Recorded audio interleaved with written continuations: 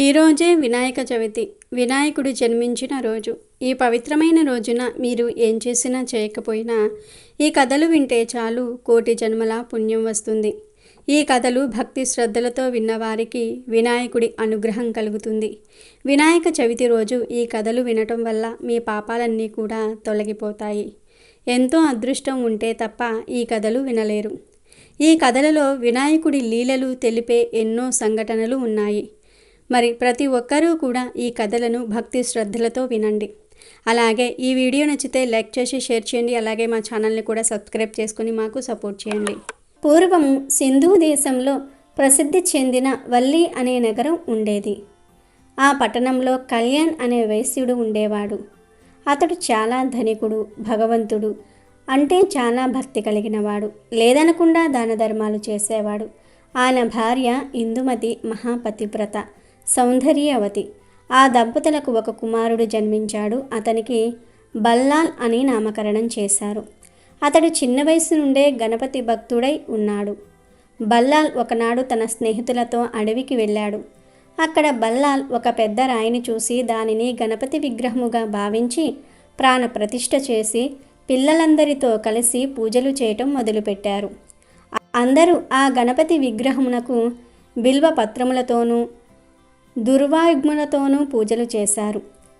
జై గజానన్ జై గజానన్ అను నామములు చేస్తూ చక్కని పాటలు పాడుతూ నిత్యములు చేస్తూ భక్తి పారవస్యంలో ఆకలి దప్పులను వారి ఇళ్లను కూడా మర్చిపోయారు. కొన్ని రోజులు గడిచినవి. కానీ ఆ బాలురు ఎవరునూ కూడా తమ ఇళ్లకు తిరిగి రాలేదు. ఆ పిల్లల తల్లిదండ్రులు చాలా భయపడి కళ్యాణ్ వర్తకుని ఇంటికి వెళ్ళి తమ పిల్లలు ఇళ్లకు తిరిగి రాలేదని, బల్లాల్ వాళ్ళందరినీ ఎక్కడికో తీసుకువెళ్ళాడని చెప్పారు. కళ్యాణ్ వర్తకుడు కోపించిన వాడై ఆ గ్రామము బయట పిల్లలందరూ కూడా పూజ చేసుకుంటూ ఉన్నారని ఆ ప్రదేశమునికి వెళ్ళి వారిపై కళ్యాణ్ వర్తకుడు ఆగ్రహించాడు. పిల్లలందరూ కూడా భయంతో పారిపోయారు. కానీ బల్లాల్ మాత్రం తన ధ్యానంలో నిమగ్నుడై ఉండాడు. కళ్యాణ్ కోపంతో బల్లాల్ను కొట్టి చెట్టుకు కట్టి గణపతి విగ్రహముగా పూజలు పొందుతున్న రాయిని పారేశాడు. అప్పుడు పిల్లవాడైన బల్లాల్ విఘ్నేశ్వరుని మనసులో తలుచుకుని, నీవు విఘ్నహర్తవైతే అంటే విఘ్నాలను తొలగించే వాడివే అయితే మరి నా ఈ పూజకు ఎందుకు విఘ్నాలను కలిగిస్తున్నావు అని భగవంతుణ్ణి అడిగాడు. తనను కొట్టినందుకు తండ్రిపై అతనికి కోపం రాలేదు. కానీ గణపతి విగ్రహము పారేయటం చూసి సహించలేక ఎవరు ఇలా చేశారో వారు గ్రుడ్డి, చెవుడు, మూగ, గూని అవునని శపించాడు. గణపతి పిల్లవాని భక్తికి మెచ్చి ఒక బ్రాహ్మణ పిల్లవాని వలె దర్శనమిచ్చాడు. ఆ పిల్లవాడి శరీరమును తాకాడు. వెంటనే అతని శరీరంలోని నొప్పులన్నీ కూడా పోయి అతి బలమైన శరీరముగా మారిపోయినది.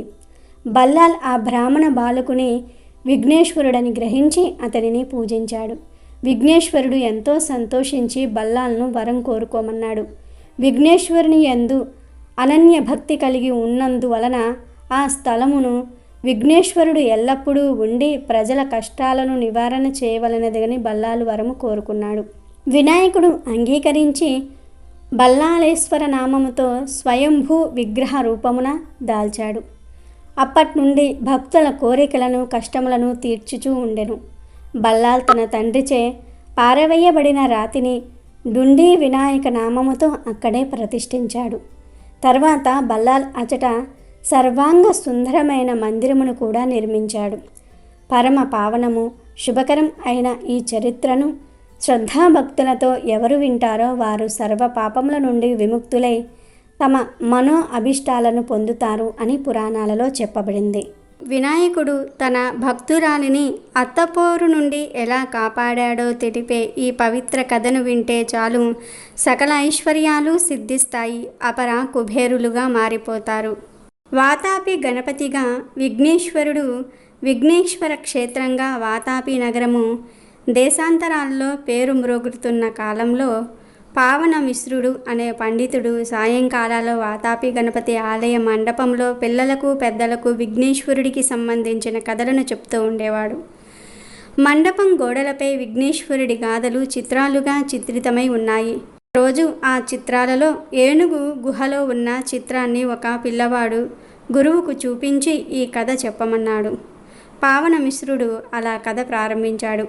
కళ్యాణి నగరంలో కలహకంటి అనే ధనికురాలు ఉండేది. ఆమె అసలు పేరు కలకంటి.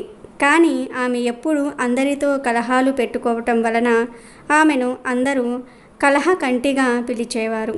కోడలు పుట్టింటి నుంచి ఎక్కువగా నగలు పట్టుకురాలేదని సాధింపుతో రాచి రంపాన పెట్టి చివరకు నిర్దాక్షిణ్యంగా వెళ్ళగొట్టింది కలహకంటి.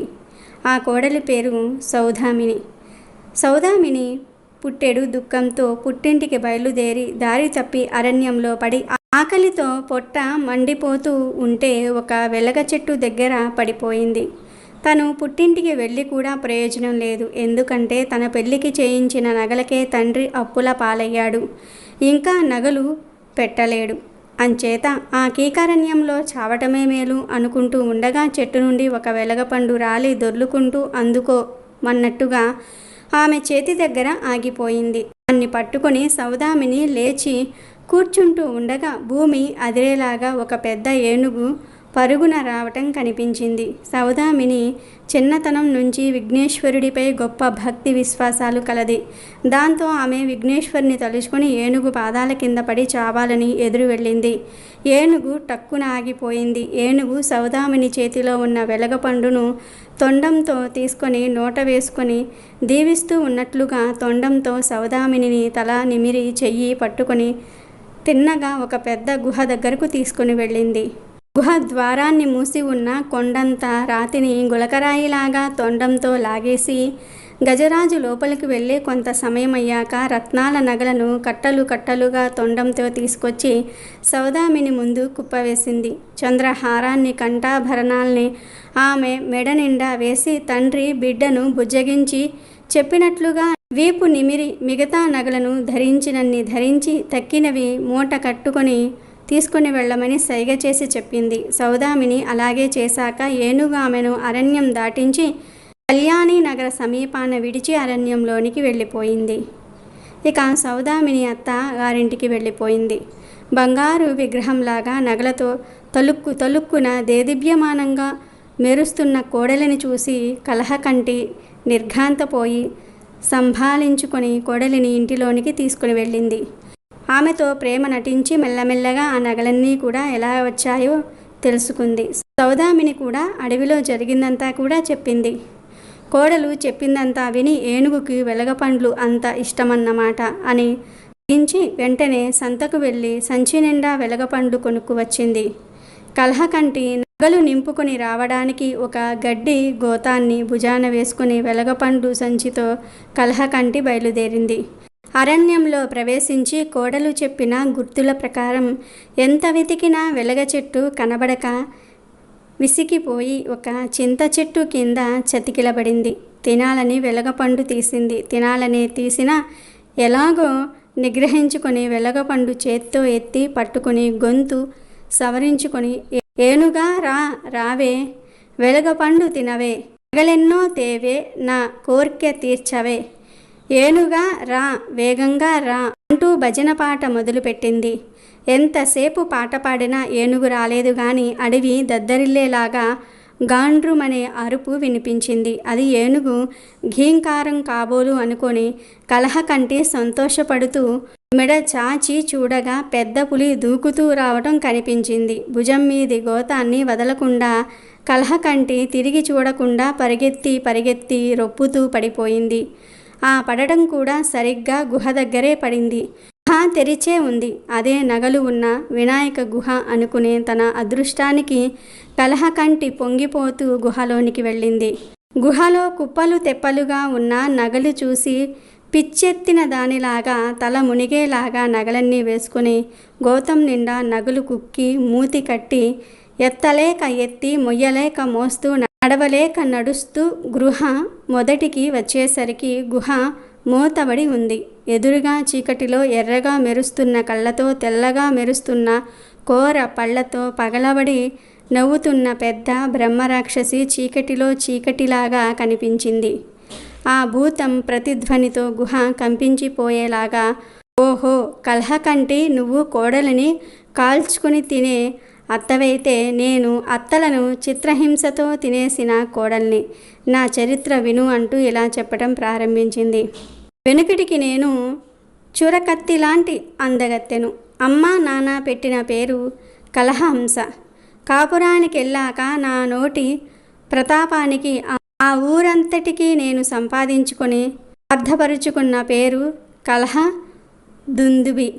నువ్వెంత చెడ్డ అత్తవో కలహకంటి నా అత్త అంత ఉత్తమురాలు, పరమ సాధువు. నేను కాపురానికి వెళ్ళి ఏడాది తిరగకుండానే నా మొగుడు ఇల్లు విడిచి దేశాల పాలయ్యాడు. అంటే నేనెంత ఉత్తమ ఇల్లాలినో ఊహించుకో. నాకు నగల పిచ్చి ఇంత అంతా కాదు.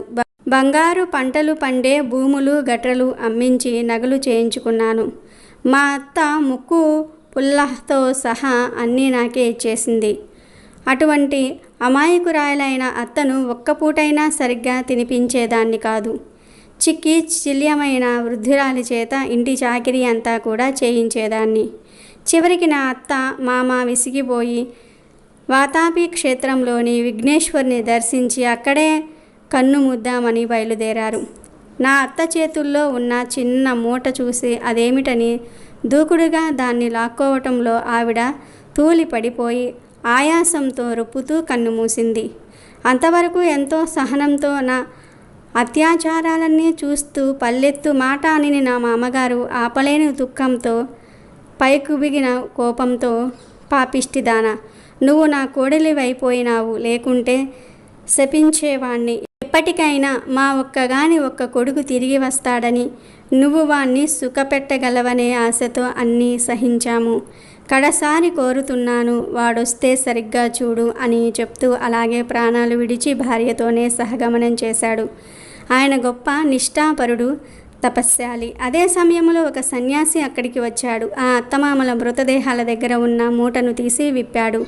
అందులో 2 చిగురుల బట్టలు తప్ప మరేమీ లేవు.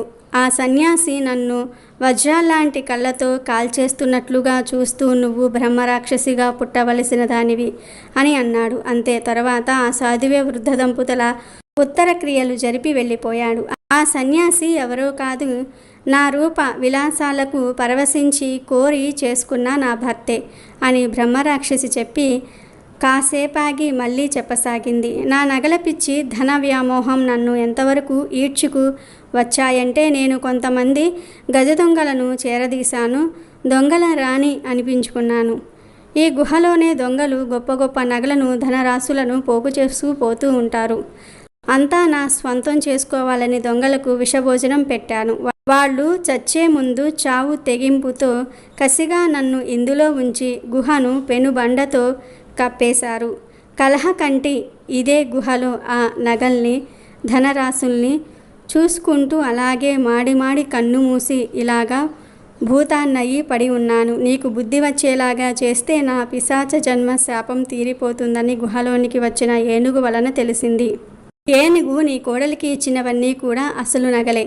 ఇప్పుడు నువ్వు పెట్టుకున్నవన్నీ కూడా అత్యాశ కొద్దీ పోగు చేసి గోతం నిండా కట్టుకున్నవి ఏమిటో చూసుకో అన్నది బ్రహ్మరాక్షసి. అప్పుడు కలహకంటి భుజాన్నెత్తుకున్న గోతం విప్పదీసి చూస్తే దాంట్లో నుంచి పాములు, జేరులు, కొండ ఏళ్ళు ఊడిపడుతూ జరాజర గుహ నలుమూలలకు పాకాయి. ఒంటి మీద పాములు, తేళ్లు పాకుతూ ఉంటే బెంబేలు పడిపోతున్న కలహకంటిని చూసి గుహ మారుమ్రోగుతూ ఉండగా బ్రహ్మరాక్షసి వికవిక నవ్వుతూ, నువ్వు కోడలిని కాల్చుకు తినే కలహకంటివి, నేను అత్తమామల ఉసురు పోసుకున్న కలహ దుంబిని.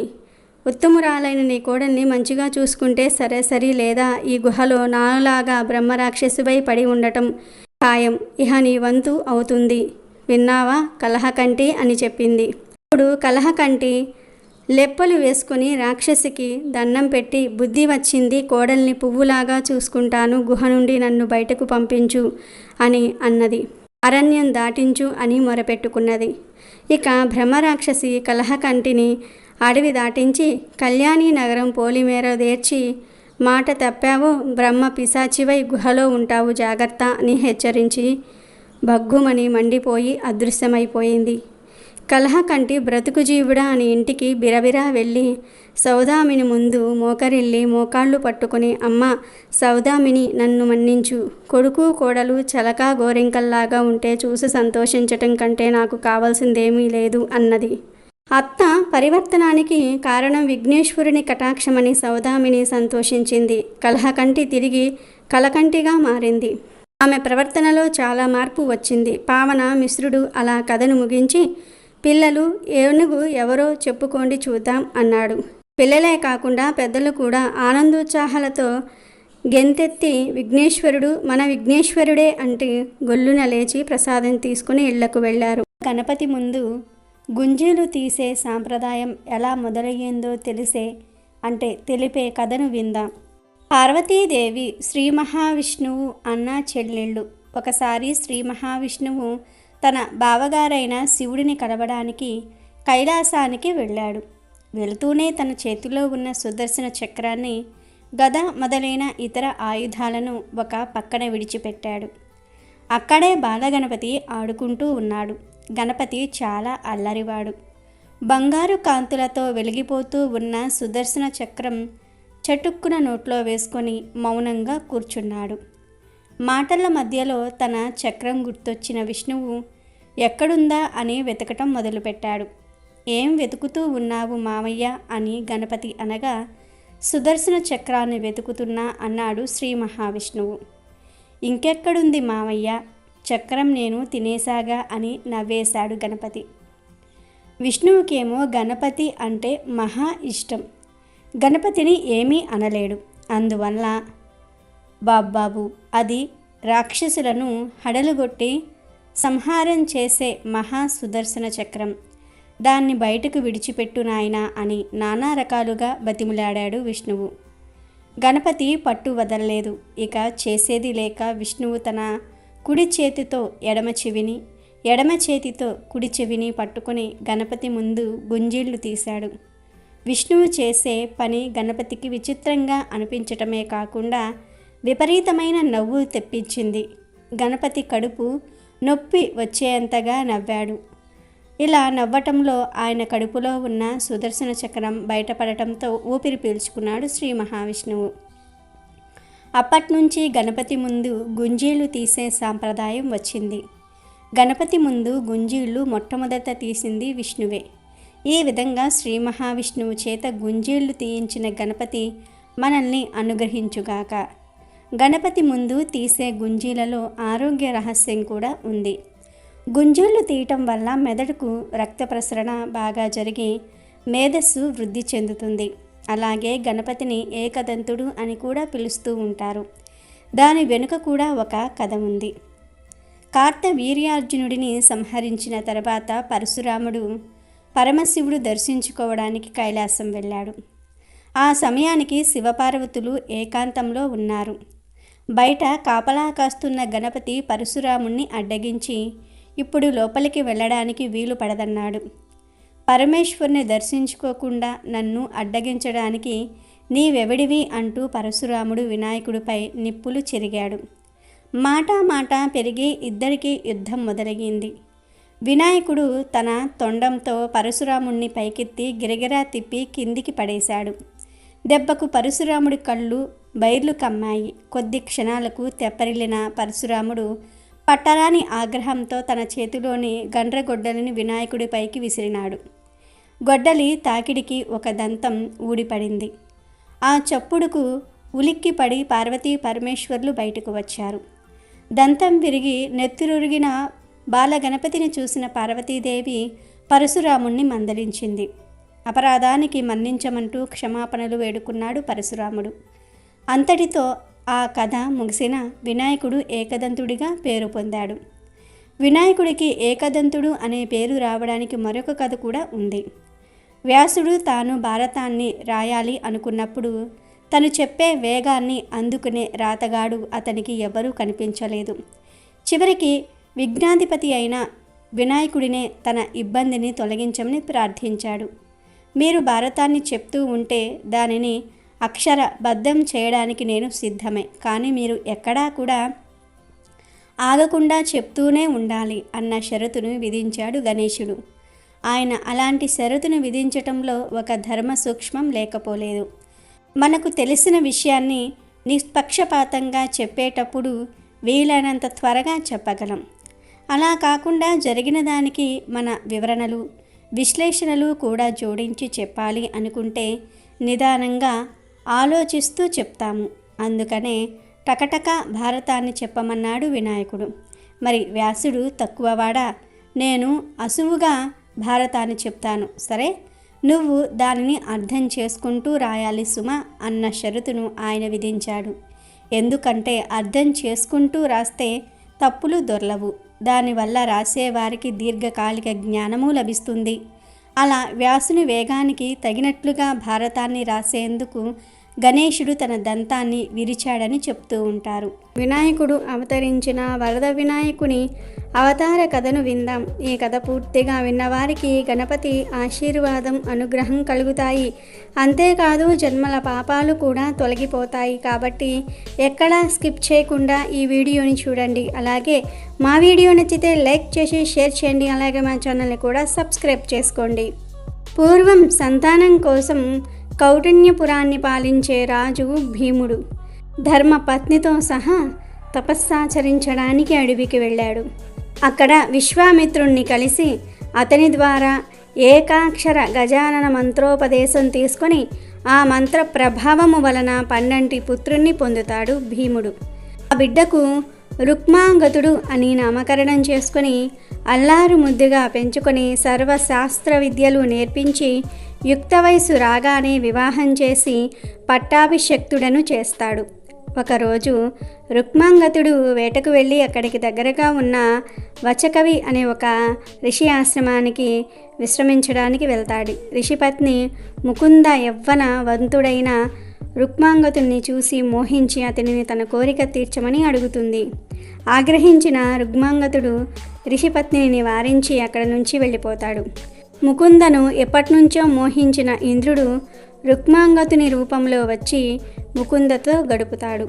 జరిగిన మోసం తెలియని ముకుంద గర్భం దాల్చి పుత్రుడికి జన్మనిస్తుంది.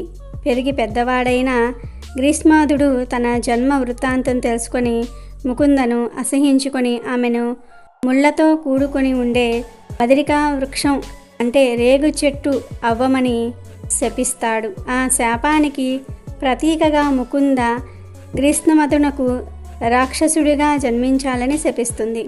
అంతలో ఆకాశవాణి తన కుమారుడు జన్మించింది రుక్మాంగతుడికి కాదని సాక్షాత్తు ఆ దేవేంద్రుడికేనని చెప్తుంది. అవమానంతో కుంగిపోయిన ఆ కుమారుడు ఆ వనాన్ని విడిచిపెట్టి పుష్పక వనానికి వెళ్ళి తన తపశ్శక్తితో గణేశుణ్ణి ప్రసన్నం చేసుకొని తల్లి వలన పొందిన శాపం నుంచి తప్పించమని కోరతాడు.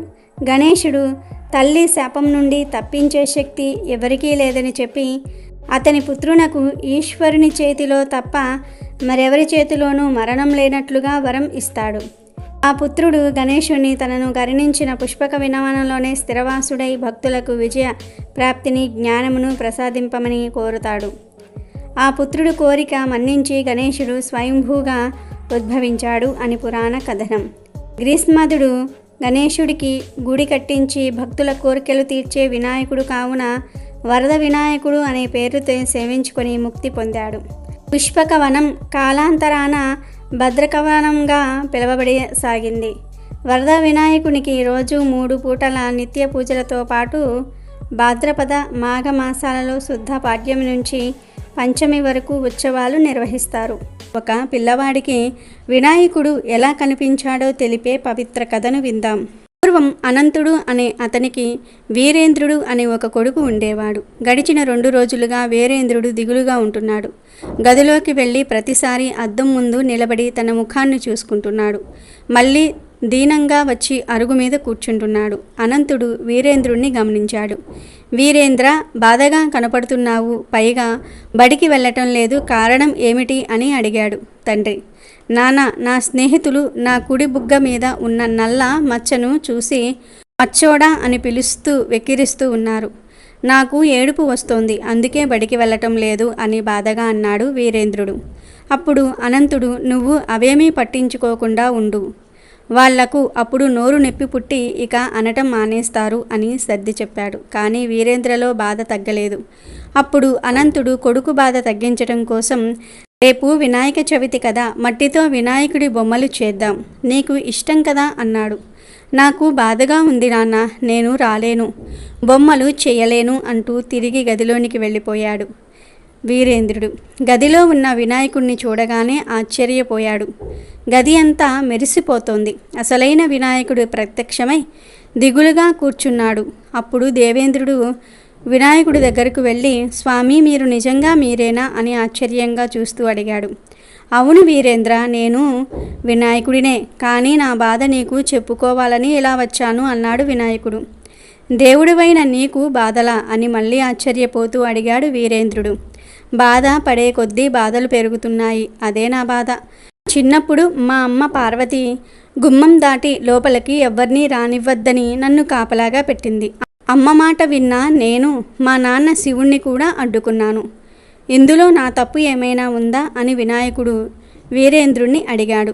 మీ కథ నాకు తెలుసు స్వామి, ఇందులో మీ తప్పు లేదు అని బదులిచ్చాడు వీరేంద్రుడు. చాలా బాగా చెప్పావు, కానీ నాన్న కోపానికి నా అందమైన తల నేల కూలింది, ఏనుగు తల నాకు శాశ్వతమైంది. తప్పు చేయకపోయినా తలను పోగొట్టుకున్నాను, అందుకే బాధపడుతున్నాను అని చెప్పాడు వినాయకుడు. అప్పుడు వీరేంద్రుడు, స్వామి, తల మారిందని బాధపడకండి, మీ ప్రమేయం లేకుండా మారిన తల గురించి బాధపడటం దేనికి? ఆటంకాలను తొలగించి విజయాలను కలిగించే దైవం మీరు. అందుకే ఏ శుభకార్యం చేపట్టినా ముందుగా మీకే పూజలు చేస్తాం మేము. ఎన్ని లోకాలు తిరిగినా రాని ఫలితం తల్లిదండ్రుల చుట్టూ తిరిగితే వస్తుందని నిరూపించారు. అమ్మానాన్నల విలువను ఈ లోకానికి చాటి చెప్పారు. చిట్టి ఎలుకను వాహనంగా చేసుకున్నారు. అల్పజీవులను ఆదరించి అన్ని జీవులను సమానంగా చూడాలని సందేశమిచ్చారు. గణాలకు అధిపతి అయిన గణపతి మీరు. భక్తుల బాధలు తీర్చే మీరు బాధపడకూడదు. నాన్న, మీ గురించి నాకంతా వివరించారు. నేను చెప్పిందంతా నిజమే కదా స్వామి అని వినాయకుని ముందు వినయంగా నిలబడి చేతులు జోడించాడు వీరేంద్రుడు. వీరేంద్రుడి మాటలు విన్న వినాయకుడు ఒక్కసారిగా పగలబడి నవ్వాడు. అప్పుడు వీరేంద్రుడు, తప్పుగా మాట్లాడానా స్వామి, ఎందుకు నవ్వుతున్నారు అని కొంచెం బాధపడుతూ అడిగాడు. దానికి వినాయకుడు, నా తల మారిందని నన్ను బాధపడవద్దని చెప్పావు, సరే, మరి నీ బుగ్గ మీద ఉన్న చిన్న నల్లమచ్చ ఉందని బాధపడుతున్నావా? బాధపడవచ్చునా అని వినాయకుడు వీరేంద్రుడిని అడిగాడు. అలా అడిగేసరికి ఆలోచనలో పడ్డాడు వీరేంద్రుడు. చూడు వీరేంద్ర, లావుగా ఉన్నానని చంద్రుడు నన్ను వెక్కిరించాడు, కానీ తర్వాత తన తప్పు తాను తెలుసుకున్నాడు. అలా నిన్ను వెక్కిరించిన వాళ్లే తప్పులు తెలుసుకుంటారు, కానీ మనం బాధపడి సమయాన్ని వృధా చేసుకోకూడదు. నీకు ఇది చెప్పాలనే ఇలా వచ్చాను, బాధపడినట్లుగా నటించాను అని అసలు విషయం చెప్పాడు వినాయకుడు. వినాయకుడి మాటలతో వీరేంద్రుడిలో మార్పు మొదలైంది. బాధ పూర్తిగా తగ్గిపోయింది. నా కోసం వచ్చారు, బాధ తగ్గించారు అంటూ మళ్ళీ చేతులు జోడించి నమస్కారం పెట్టాడు వీరేంద్రుడు. వీరేంద్ర విజయోస్తు అంటూ దీవించి మాయమయ్యాడు వినాయకుడు. స్వామి అంటూ ఒక్కసారిగా అరుస్తూ మంచంపై నుంచి లేచాడు వీరేంద్రుడు. అది కళ అని తెలుసుకున్నాడు. అద్దం దగ్గరకు పోలేదు. మంచం దిగి నేరుగా అరుగు మీదకు వెళ్ళాడు. అక్కడ నాన్న మట్టితో చేసిన వినాయకుడి బొమ్మలను విరిపెంగా చూశాడు. నాన్న, బడికి వెళతాను, మట్టితో చేసిన వినాయకుడి బొమ్మలతోనే పూజ చేయమని నా స్నేహితులకు చెప్తాను. మీరు చేసిన ప్రమిదల్లో కొన్ని వారికి ఉచితంగా ఇస్తాను అని హుషారుగా అన్నాడు వీరేంద్రుడు. చాలా సంతోషం వీరేంద్ర, నీలో మార్పు రావడానికి కారణం అని అడిగాడు అనంతుడు. వినాయకుడు నాన్న అని చేతుల్లో ఉన్న మట్టి వినాయకుడి బొమ్మలను చూపిస్తూ వీరేంద్రుడు బదులిచ్చాడు. గోదావరి నది ఎలా వచ్చింది? గోదావరినే గౌతమి నది అని ఎందుకు అంటారో తెలిపే పవిత్ర కథను విందాం. ఒకసారి గంగా పార్వతుల మధ్య ద్వేషం వర్ధిల్లుతూ ఉండగా గంగా పుష్కరం వచ్చింది. నారదుడు పార్వతీదేవి దగ్గరకు వెళ్ళి, పార్వతితో, ముక్కోటి దేవతలు వారి వారి మద్దతులు శక్తులు గంగాజలానికి సంక్రమించేలాగా పుష్కర స్నానాలు చేస్తూ ఉన్నారు. అమ్మా గౌరీ, నీవు కూడా అలాగ చేస్తే విశాల హృదయం కల మంచిదానివి నీవేనని లోకం నిన్నే మెచ్చుకుంటుంది అని చెప్పాడు. తర్వాత గంగాదేవి దగ్గరికి కూడా వెళ్ళి గంగతో, గంగా భవాని, నిన్ను పావనం చేద్దామని పార్వతీ వస్తూ ఉన్నది తెలుసా అన్నాడు. అలాగా? దయా దాక్షిణ్యాలు చాటుకుందామని వస్తున్నదా? రాణి చెప్తాను అన్నది గంగ. ఇక పార్వతీదేవి గంగానది దగ్గరికి వచ్చింది. పూలు జల్లి గంగలో దిగబోతూ ఉంటే ఆగు, నన్ను మలినపరచకు అని గంగ ఆటంకపరిచింది. ఇద్దరికీ గొప్ప వినాద సంవాదం జరిగింది. కుమారస్వామిని శరవణ సరస్సు కన్నది. నీ అవిటి చేతులతో నలిగిన బొమ్మ బావు పాపం గజ ముఖుడయ్యాడు. నీవు మాత్రం ఒట్టి గొడ్రాలివి అన్నది గంగ. నేనెవర్నో తెలుసా? పరమశివుని అర్ధాంగిని, భాగేశ్వరిని అన్నది పార్వతి. తెలియకం కట్టుకున్న అమాయకుణ్ణి సగం తినేసిన పరమ పాతకివి అన్నది గంగ. జారిపడిన భ్రష్టురాలివి నువ్వు అన్నది పార్వతి. అలాహలం గొంతు దిక్కుండా మృంగిన తాపాన్ని చల్లార్చితే మెచ్చి నచ్చి మనోహర కుసుమ సుకుమారిగా తలను దాల్చిన జగద్రక్షకుడికి ఇష్టురాలినో భ్రష్టురాలినో లోకానికి తెలుసులే అంది గంగ. ఎవరో పిలిస్తే వస్తూ చిక్కులు పడిన అర్భకురాలివి. అలా మారిన సుకుమారితనం దేనికి అన్నది పార్వతి. నువ్విలాగే అంటావులే, బలులు కోరే జాలిలేని అమ్మ తల్లివి, వామాచారినివి, మలినవు, అంటరాని మాతాంగివి, మోటు దానివి, శక్తివి అని గంగ గడగడ అనేసింది. బాగా గుర్తు చేశావు గంగ. అవును, నేను శక్తిని, మహాశక్తిని అంటూ పార్వతి ఆవేశం పొందింది. ప్రళయ ప్రభంజనాలు వీచాయి, చీకట్లు కమ్మాయి, మెరుపులతో ఆకాశం గర్దించింది, పిడుగులు పడ్డాయి, భూమి కంపించింది, మంచు శిఖరాలు కరిగాయి. పార్వతి ఆవేశానికి గంగ పరిహాసం చేస్తూ చాలే చల్లదనాన్ని కదా అని నన్ను చిన్న చూపు చూశావే, కానీ నేను జలశక్తిని అన్న సంగతి మరిచావు. నన్ను రెచ్చగొట్టిన పాపం నీదే అంటూ గంగ హిమాలయ శిఖరాగ్రాల ఎత్తున పొంగింది. గంగా నది పరవళ్ళు తొక్కుతూ ఉత్తర భూమిని జలమయం చేసింది. దేవతలు బారులు తీర్చి ఆకాశం మీది నుంచి జరిగిన బీభత్సాన్ని చూస్తూ అమ్మలు ఆడిపోసుకోవటం కాదుగాని ప్రళయం తెచ్చి పెట్టారు అని నిట్టూర్చి కలహబీజం నాటిన నారదుణ్ణి ఓ కుమ్మడిగా నిందించారు. అదే సమయంలో విఘ్నేశ్వరుడు దక్షిణం నుంచి తిరిగి వస్తూ నారదుణ్ణి చూసి కలహభోజన కడుపు నిండిందా, ఎంత ఉపద్రవం తెచ్చి పెట్టావయ్యా అన్నాడు. దానికి నారదుడు, ఇలాంటి ఉపద్రవాలు వచ్చినప్పుడే కదా కడుపు నిండిన వినాయకులెవరో, లోక కళ్యాణం కోసం నడుము బిగించి పాటుపడే నాయకుడెవరో తెలిసేది అని చలోక్తి విసురుతూ వెళ్ళిపోయాడు. తర్వాత విఘ్నేశ్వరుడు కైలాసం చేరాడు. కైలాసంలో పార్వతీదేవి పశ్చాత్తాపంతో తనలో తాను మళ్ళీ మరొక భగీరథుడు తరలించుకుపోతే గాని గంగ ఉద్రిక్తం తగ్గదు అని గట్టిగా అనుకున్నది. ఆ మాటలు విఘ్నేశ్వరుడు విన్నాడు. కానీ ఏమీ ఎరగనట్టు పార్వతి ముంగిటకు వచ్చి పాదాభినందనం చేసి, అమ్మా, ఒక మంచి పని తలపెట్టాను, ఆశీర్వదించమ్మా అన్నాడు. విఘ్నేశ్వరుడు తలపెడితే, అడ్డేమిటి నాయనా, ఇంతకు నువ్వేదో దక్షిణంగా వెళ్ళి వచ్చినట్లున్నావు, విశేషమేమిటి అన్నది పార్వతి. అప్పుడు విఘ్నేశ్వరుడు, ఏం చెప్పమంటావు, వింధ్యకు దిగువ అంతా శూన్యంగా ఉన్నది, ఆ ప్రదేశమంతా మేరుపచ్చగా నీ అన్నపూర్ణ నామధేయాన్ని పొందితే ఎంత బాగుంటుంది అనిపించిందమ్మా. గంగమ్మ కాస్త అటు వెళ్ళి చల్లగా చూస్తే కదా, ఏమంటావమ్మా అన్నాడు. దానికి పార్వతి, నేననేదేముంటుందబ్బా, అంతా ఆ విశ్వనాథుడిదే కదా భారం అన్నది. ఆ మాటలు విని విఘ్నేశ్వరుడు, అలా అని మనం ఊరికే చూస్తూ ఉండవలసిందేనా, మన ప్రయత్నం ఉండాలి కదా అన్నాడు. తప్పకుండా ఉండాలి, అందున నీలాంటి వాడు పూనుకుంటే జరిగినదేముంది అంది పార్వతి. ఆ మాట చాలునమ్మా, వెళ్ళి వస్తాను అని పార్వతి పాదాలు తొండంతో కళ్ళకద్దుకొని వెళ్ళిన విఘ్నేశ్వరుడు తిన్నగా గౌతమ మహర్షి ఆశ్రమ ప్రాంతానికి చేరుకున్నాడు. గౌతముడు పడమటి కన్నుముల నడుమ ఆశ్రమం ఏర్పరచుకుని అవసరం మటుకు సేద్యం చేసుకుంటూ ఉన్నాడు. విఘ్నేశ్వరుడు చూలుతో ఉన్న ఆవుగా మారాడు.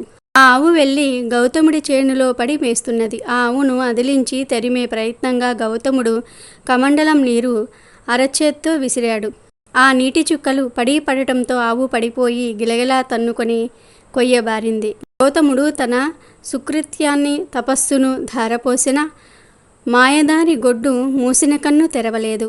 ఇంకొక వైపు నారదుడు దేవేంద్రుణ్ణి ఉసిగొలిపాడు. ఇంద్రుడికి గౌతముడి మీద తీరని పగ ఉంది. బ్రహ్మ అపూర్వ సుందరిగా అహల్యను సృష్టి చేశాడు. ఇంద్రుడు చాలా ఆశపడ్డాడు. ఇంకా చాలామంది పోటీ పడ్డారు. భూదేవికి ప్రదక్షిణం చేసి ఎవరు ముందు వస్తే అహల్య వాళ్లది అవుతుందని బ్రహ్మ పందెం పెట్టాడు. గౌతముడు ప్రసవిస్తున్న ఆవు చుట్టూరా తిరిగి వచ్చి బ్రహ్మతో వాదించి ఒప్పించి అహల్యను భార్యగా గెలుచుకున్నాడు. గోవు సాక్షాత్తు భూదేవితో సమానమని చెప్పిన ఆ గౌతముడి చేతి మీదుగా గోహత్య జరిగింది. పగ తీర్చుకోవడానికి మంచి అవకాశం వచ్చిందని ఇంద్రుడు గొప్ప ముని పుంగవుడి వేషంతో ఊరంతా తిరిగి గౌతముడు గోహత్య చేసిన మహాపాపి అని ఆశ్రమం మైలపడిపోయింది. గౌతముడిని చూసినా ఆశ్రమంలో అడుగుపెట్టిన మహాపాతకం చుట్టుకుంటుంది. గంగా జలాలు ఆశ్రమ సీమలో ఆవు మీద నుంచి ప్రవహించాలే తప్ప వేరే పరిహారం ఏదీ లేదు అని లోకమంతా చాటి మహర్షులను రెచ్చగొట్టాడు. దాంతో ఋషులు గౌతముని వెలివేశారు. ఎక్కడి గంగా నది, ఎక్కడి పడమటి కనుమలు.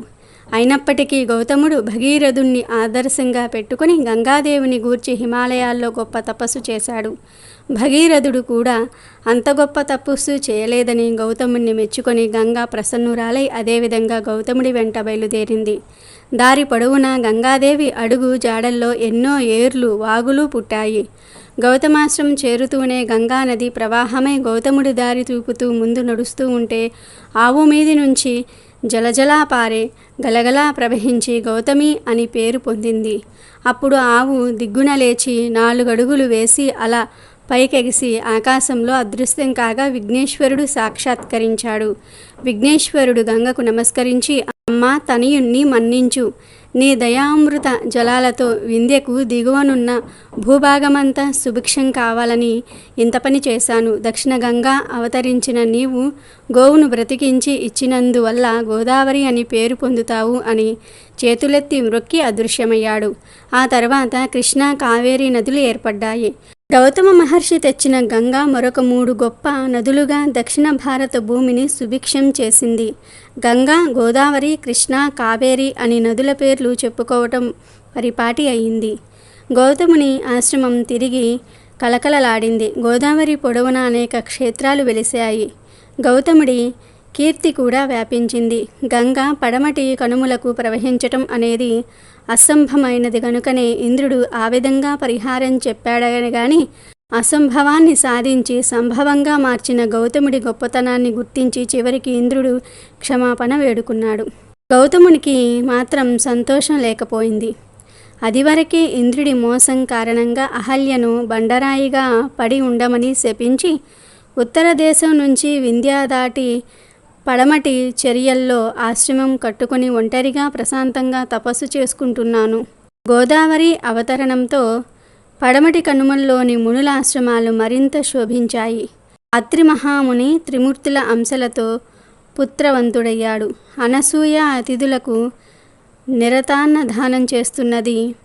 గౌతముడి ఆశ్రమం చుట్టూరా కూడా సస్య సమృద్ధి విశేషంగా ఉన్న అహల్య లేని కొరత కనిపిస్తూనే ఉన్నది. తొందరపడి అహల్యను శపించినందుకు గౌతముడు మనసులో విచారిస్తున్న సమయంలో విఘ్నేశ్వరుడు కనిపించి, గౌతమ, త్వరలోనే విష్ణువు రాముడై తన పాదం మోపి నీ భార్యను మనిషిగా చేస్తాడు. ఆశాని పునీతం అవుతుంది. గోదావరి అవతరణానికి గాను నీకు చాలా శ్రమ ఇచ్చాను. గోదావరికి గౌతమీ నామం చిరస్థాయిగా ఉంటుంది అన్నాడు. గౌతముడు ఆ మాటలకు సంతోషంతో, విఘ్నేశ్వర, అంతా నీ సంకల్ప బలం వలనే కదా జరిగింది. గోదావరి జలాలు విఘ్నేశ్వరుని కృప ఎల్లకాలము రక్షిస్తూ ఉంటాయి అన్నాడు.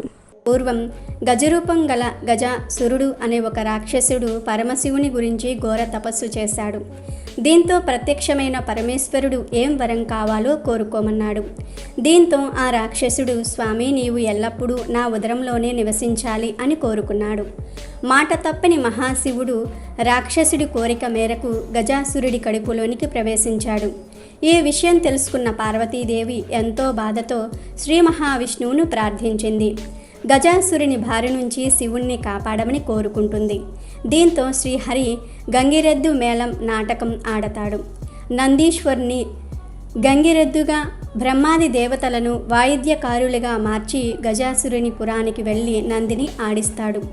ఆ మేళానికి తన్మయుడైన గజాసురుడు మీకేం వరం కావాలో కోరుకోండి అంటూ వరమిస్తాడు. ఇదే సరైన సమయమని భావించిన విష్ణుమూర్తి, ఈ నందీశ్వరుడు శివుణ్ణి వెతుక్కుంటూ వచ్చింది కాబట్టి నీ దగ్గర ఉన్న శివుణ్ణి ఇచ్చేయి అని అడుగుతాడు. వెంటనే ఆ కోరిక కోరింది వేరెవ్వరో కాదు, సాక్షాత్తు శ్రీ మహావిష్ణువే అని గ్రహించాడు రాక్షసుడు. తనకిక మరణం తథ్యం అని గ్రహించి శివునితో నా శిరస్సును లోకమంతా కూడా ఆరాధించేటట్లుగా అనుగ్రహించి నా చర్మమును నీ వస్త్రముగా ధరించమని వేడుకుంటాడు.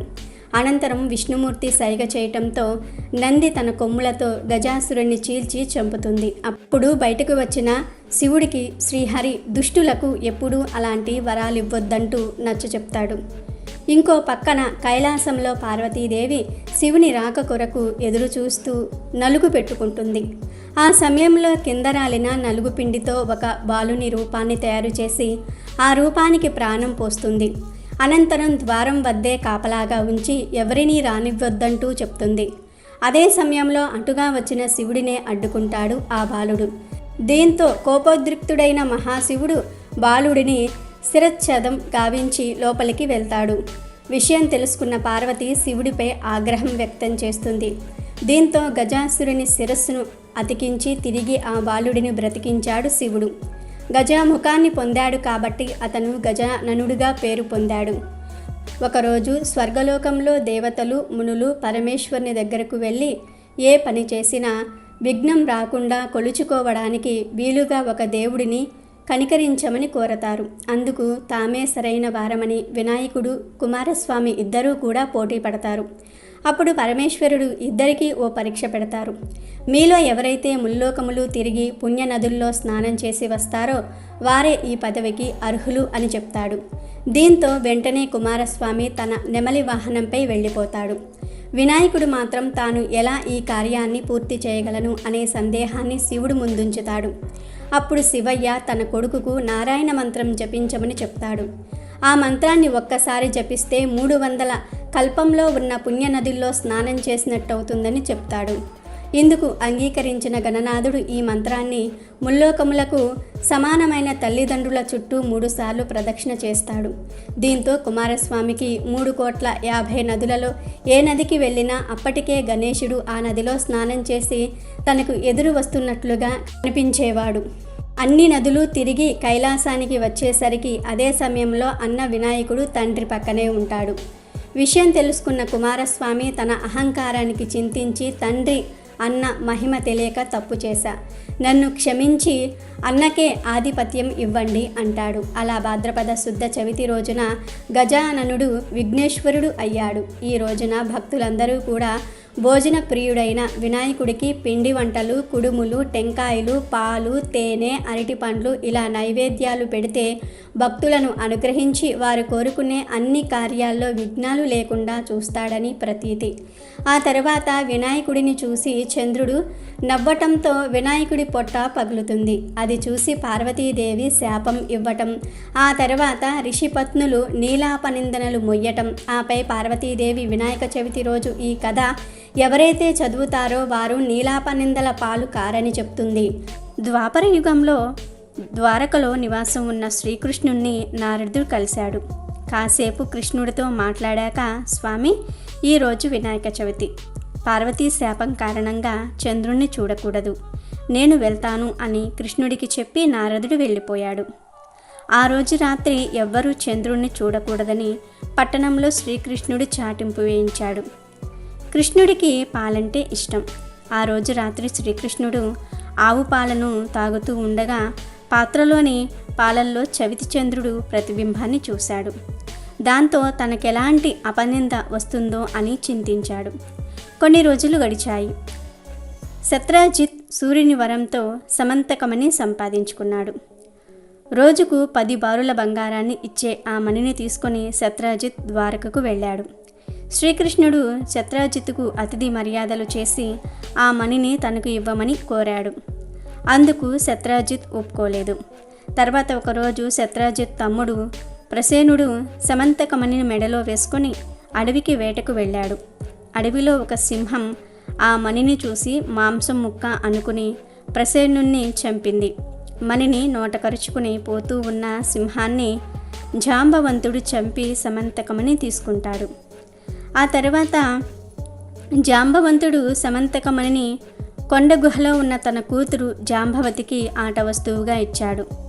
మరుసటి రోజు శత్రుజిత్ తమ్ముడు మరణ వార్త విన్నాడు.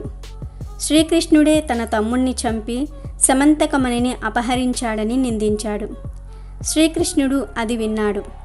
భాద్రపద శుద్ధ చవితి రోజు చంద్రబింబాన్ని చూసిన దోషం వల్ల తన మీద నింద పడిందనుకున్నాడు.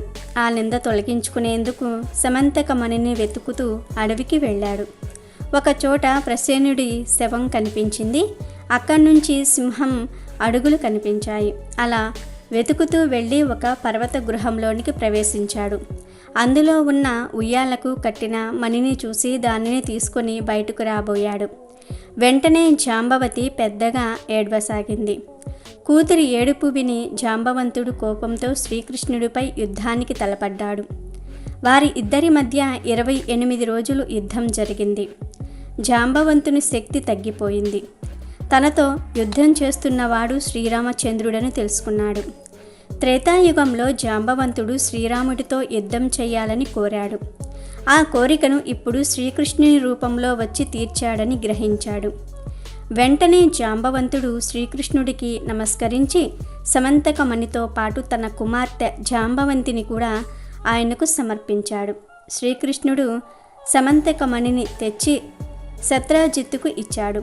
నిజం తెలుసుకున్న శత్రుజిత్ తనను క్షమించమని శ్రీకృష్ణుణ్ణి వేడుకున్నాడు. తన కుమార్తె అయిన సత్యభామను ఇచ్చి వివాహం జరిపించాడు. సమంతకమణిని కూడా శ్రీకృష్ణుడికి ఇచ్చాడు. ఆ సమయంలో అక్కడకు వచ్చిన మునులు శ్రీకృష్ణుడితో, మీరు సమర్థులు గనుక మీపై పడిన నిందను పోగొట్టుకోగలిగారు. మా వంటి వారి సంగతి ఏమిటి అని అన్నారు. అప్పుడు శ్రీకృష్ణుడు భాద్రపద శుద్ధ చవితి నాడు యథావిధిగా వినాయకుణ్ణి పూజించి ఈ సమంతకమణి కథ విని అక్షింతలు తలపై వేసుకున్న వారికి ఆ రోజు చంద్రదర్శనం అయినా కూడా అపనిందలు కలగవు అని చెప్పాడు. ఆనాటి నుంచి ప్రతి సంవత్సరం భాద్రపద శుద్ధ చవితి రోజు దేవతలు, మహర్షులు, మునులు తమ శక్తికి తగినట్లుగా గణపతిని పూజించి తమ కోరికలు తీర్చుకుంటున్నారు. ఈ పవిత్రమైన రోజు ఎవరైతే ఈ వినాయకుడి కథలను వింటారో వారికి కోటి జన్మల పుణ్యంతో పాటు ఆ వినాయకుడి అనుగ్రహం లభిస్తుంది. ఈ కథలు వినటం వల్ల మీ ఇంటిలో అన్ని శుభాలే జరుగుతాయి.